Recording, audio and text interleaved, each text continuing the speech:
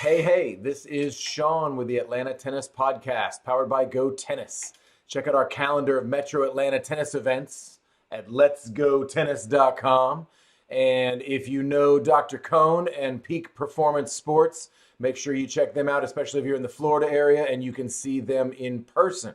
Also, we want to hear from you on the podcast. So if you have a story to share, go to letsgotennis.com/my story, and you might have your story featured on the Atlanta Tennis Podcast. Today is Mental Training for Peak Performance with Dr. Patrick Cohn, and we are talking about advice for parents of junior tennis players.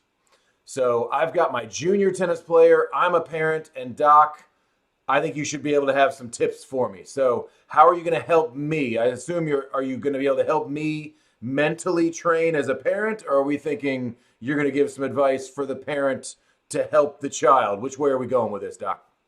Well, we always want to work with parents when we're working with juniors as well. It has to be a team effort when it comes to developing the confidence and lessening the pressure that juniors feel maybe coming from the parents themselves. So it's vitally important that the parents get on board when we're doing the mental training or mental coaching with juniors. So from that perspective, we talk to parents about pre-match and post-match behaviors that they can do, and also during the match as well. Quick story, when I was first a tennis parent, my daughter was about 6 or 7 starting tournaments here in Central Florida. I didn't know what to do as a sports parent. I'm like, well, am I supposed to be inside the fence? Should I be outside the fence? Can I say anything? Can I instruct? What the heck? What's the parent's role here? And there was no information that was given to me at all at the time. I was totally clueless. So I think that's needed badly, especially when new parents come into the system. But essentially what we're trying to do is help parents understand that their communication style can put expectations on their athletes unknowingly. And those expectations that the athletes feel translate into pressure and worry and concern. So if you have a junior that's looking over in the stands every point at the parent, that's problematic from our perspective because they're trying to gauge what the parent thinks of that particular point, whether the parent's happy or dissatisfied. And that's not a good behavior. So we want to cut that behavior off right away. But that says a lot about how the young juniors really tapped into the parents' reaction in the stands. And that's totally irrelevant when you're playing a match. That's totally irrelevant to being able to execute one point at a time. So those are some of the things we do: pre-game tips, post-game tips, helping parents with their communication style, and not placing a lot of pressure and expectation. The number one thing we found from our surveys with sports parents is they want to help their athletes improve, get better, without putting pressure on them. So they understand that. They understand that sometimes the pressure can come from the parent. As a matter of fact, I've had, over my career, I've had several parents come to me and say, I need help with this. I'm pushing my athlete out of the sport. One was a tennis parent with 2 very good juniors as well. So they sometimes realize that they can but a lot of times it's unknowingly they place expectations on their kids. Unknowingly. So what we're thinking is we need like a tennis parents anonymous group to where we get in and say, hi, my name is Shaun and I'm a tennis parent and I have a problem, right?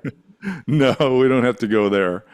The unknowingly part is if you have a tennis junior and you say, oh, well, you did really well against this girl last time. You beat her, 6-4, 6-4, and your game's improved. I think you're going to wipe her off the court. Well, the parent's well-meaning by trying to improve the confidence of the athlete.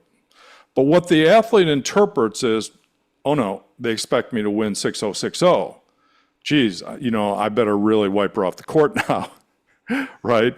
So, and I've had similar experiences with my own daughter. Is she didn't want me to say anything before matches. I would help her warm up before the matches. She didn't want me to say a word. If I told her, hey, you need to move your feet, get your feet moving, or get to every wide ball, she was like, shh, because she interpreted that as an expectation. So that was very contentious for us, where I'm trying to help her get ready for matches, get her warmed up. She doesn't want any instruction coming from dad. And every athlete's a little bit different, right? Sophia Kennan was here in Central Florida, and I remember that dynamic. My daughter competed against Sophia when she was a junior, and today, she became very successful with her dad being her coach. Same with a Serena sister, obviously Serena and Venus. But that's very unusual to have that type of relationship and bond. Most of the time, we tell parents that you need to start backing out about 12 or 13. Let the coaches do the coaching. This is where you maybe want to get a mental coach if you see some challenges with the pressure and the confidence and the things like that. So every athlete's a little bit different in how they respond, but for the most part, we want parents to be the cheerleader, and not the coach or someone that's putting pressure on their athlete to succeed and get to that next level and get that scholarship. And it starts earlier and earlier, as you know, Shaun. The scholarship discussion starts like when they're 11 and 12, which is crazy in my estimation. But that's the world we live in today, that parents are all become obsessed with helping their kids get scholarships or maybe become pro as well. It's always possible, unlikely, but always possible. And to have that line between the parent and the coach, especially if you are a parent coach, and I can guess we could probably have a completely different conversation on the parent coach dynamic. And we do see some of those success stories. Coco Gauff seems to be doing well, still working with her father. But then sometimes we see the stories that don't work out, more of a Donald Young, where maybe we're always going to look back and say, oh man, you really should have made a change. Or I can only guess how hard that would be to say, hey, Dad, I think I need to go work with somebody else. I can only imagine that difficulty. But this more for the average parent of the average player. If we were to target that and say, okay, you're probably not also their coach, but you want to help. You just said don't even compliment them saying you beat this girl last time, you got her this time, or is there a way to do that better? Well, here's the thing. There's a name for it. There's the drop-off parent, and then there's the hover parent, right? They also call them snowplow parents. So the challenges with the hover parent is they're so close to the situation, and the athlete feels that all the time. You want your athlete to be self-motivated instead of directed by others. So you want your athlete to want to practice and train because they understand it. You want them to compete and sign up for tournaments because they love it. But if a parent is controlling all that for them, telling them what to do, so that becomes a challenge because that creates a lot of pressure for the athlete. Maybe that's not what they want. So self-motivation, being self-guided, is very important in this situation. And as far as the communication, we tell parents, hey, just tell your athlete to just go have fun, enjoy your sport, compete, get into it, right? And that's kind of the general advice that we give them. But most of the time, we're going to be dealing with the hover parent rather than the drop-off parent. Well, we don't see the drop-off parent, which sometimes is nice because we get to work with the kid and the parent's not even there. I'm looking for, if I'm going to choose this for myself, I want to be somewhere in between because I personally might have the coach-parent dynamic problem as a coach with a young child and also the parent of that young child. But for my friends who have kids, how do you find that happy medium between the hover parent and just dropping them off and not caring? That's always probably the toughest question, right? Well, and I did a little coaching myself. I helped out, between lessons and stuff like that. So I understand that dynamic. But you have to draw that line between, okay, we're going to go out, we're going to have a coaching session with my child, and then after that, I become dad or mom, and be able to separate that relationship. And it's not always 24/7. Athletes understand when it becomes 24/7 tennis, they can start to resent that. And some parents will turn it into that, right? So unknowingly, right, that's the bond maybe they have with the athlete, and that's what they like to talk about. Maybe they play tennis themselves. So the balance is tough. If you are doing some of the coaching and some of the lessons with your own child, that's a tough balance to really have. What I recommend is wear the coach hat when you're on the court, and then when you're off the court, be the dad, mom, cheerleader. Or in that case, I've seen some parents that just run themselves as a ball machine, and they don't worry about coaching. Hey, just let me hit you some balls if you want to hit some balls, or let me throw balls at you as a baseball. You want to hit? I'll throw balls at you. Maybe I don't know anything about baseball, but I can throw a ball near you so you can hit it. And that's just kind of helping the kid, but I don't necessarily have to try to coach. Is that a good thing as well? Yeah, little games. I used to play dodgeball on the tennis court, and as a kid, they loved that. It's really fun. But there's a point at which tennis starts to become more serious for them, right? Maybe, certainly if they're doing nationals 12 and under, or regionals 12 and under, it's going to start to become more serious for them, and then it becomes all about the ranking and the UTR and aging up and beating so-and-so and a state ranking and all that. And then it just starts to accelerate. The most important thing is just to keep it fun for your athlete when you're on court with your athlete, and have those games, king or queen of the court and dodgeball, and just fun things that maybe develop skills for them, but they really enjoy doing.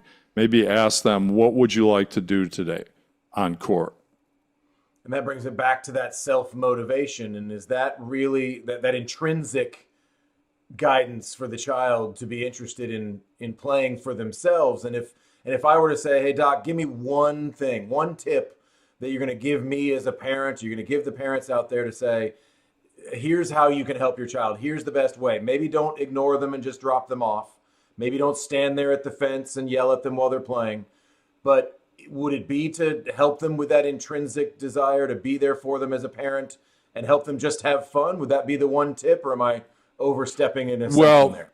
They either have it or they don't, that intrinsic. But it can become extrinsic by the parent's fault, right? The biggest thing I think is observe the 30-minute rule, the cool down rule after the match. Don't say anything. Everybody just cools off.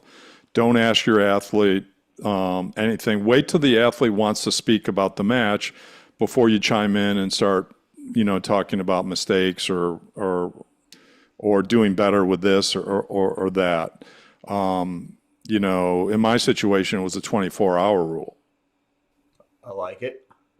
So it could be longer than a 30-minute rule. But yeah, observe the 30-minute rule after matches when everybody's kind of like hyped up and pumped up, especially your athlete. Yeah, I like that. That's a good, simple, you know what? And maybe that's a negotiation. Maybe for some it's 30 minutes, for some it's 24 hours. And you can decide, hey, kid, when do you want to talk about it? Some kids come off the court just talking about the match, and in that case, maybe it's okay. Yes, absolutely. Leave it up. Communicate with your child about that. Leave it up to the athlete what they want, how much pre-match communication they want, from 0 to game plan talk to how much post-match communication they want about reviewing the match. I like it. And please, parents, find that happy medium between hovering and just dropping off and not caring. That would be my appreciation, is knowing the tennis parents and say, hey, find that happy medium. Encourage your kid, but you know what? We don't have to be on their case all the time, and we don't have to just drop them off and not care and avoid it as well. Doc, I appreciate it. Thanks so much. Mental training for peak performance. Dr. Patrick Cohn, we'll see you again next week. Thank you, sir. All right, thanks.